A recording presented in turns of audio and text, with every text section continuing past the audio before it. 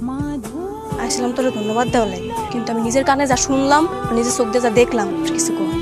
তুইও দেখ আমি কি কি করতে পারি। আবার তুমি কি আমার বিয়ের সাথে দিবা না?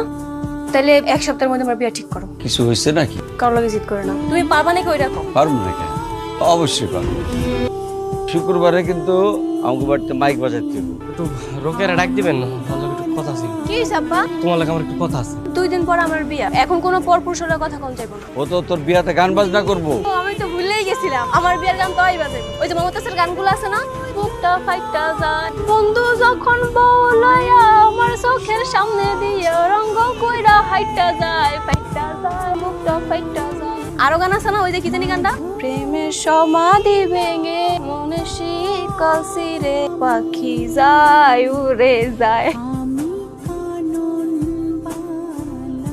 এনে বসে বসে কি করো? তুমি তোমার বিয়েটা ভাঙিয়ে দাও না। এই ভালো মানুষরা যদি আগে হইতা তাহলে একটু ভেবে চিন্তা দেখতাম। আমি তো আইছি আমার বিয়াতে কি কি গান বাজামু ওই গানের লিস্ট দিতে। ধরো এনে যে কটা গান লেখা আছে সব গান বাজাইবা, বুঝছো?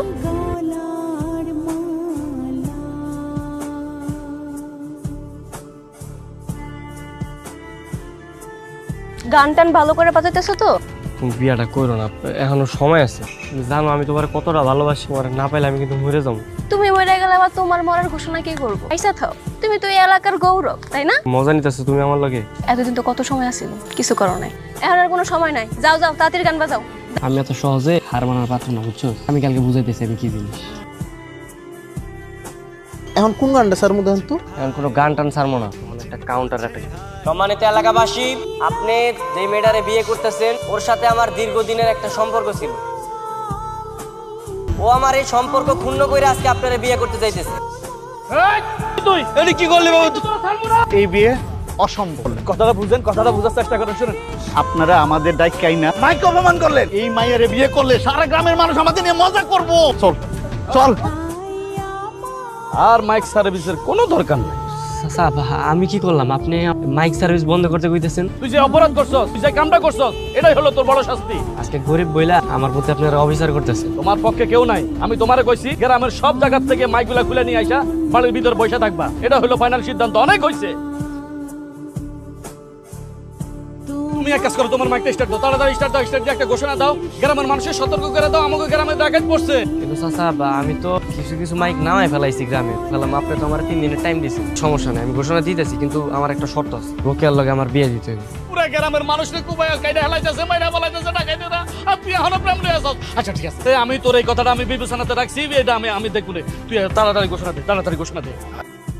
আপনাদের সবাই সবার জীবন বাজি রাখা ওই ডাকাত ঘরে ধরতে পারছেন। এই হানিফ যদি মাইকে সবাইকে ডাক না দিত তাহলে ডাকাতের দল গ্রামের সব ধ্বংস করে দিত। হানিফের মাইক সার্ভিস এই গ্রামের প্রত্যেকটা মানুষের যে উপকার করছে সেটা ভুলার মতো না। আবার এই গ্রামে মাইক সার্ভিস চলবে। তাহলে ওই কথাটা এখন তোমার মাইয়ার সাথে যা হবার তো হয়ে গেছে। আর হানিফও যেহেতু তোমার মাইয়াটারে বেশ ভালোবাসে, তুমি যদি সম্মতি দাও তাহলে হানিফের সাথে তোমার মাইয়াটারে বিয়া দিয়া দিই। কি কও? আমার আর কি করানোর আছে, যা ভালো মনে হয় করেন। খুশি তো? জি চাচা, আমি অনেক খুশি। লতিফ মিয়া, ভালো একটা দিন দেখা বিয়ের দিন তারিখটা পাকাপাকি করে ফেলাও। আবার বিয়ে হবে, আবার মাইক বাজবে, সবাই আনন্দ ফুর্তি করবো।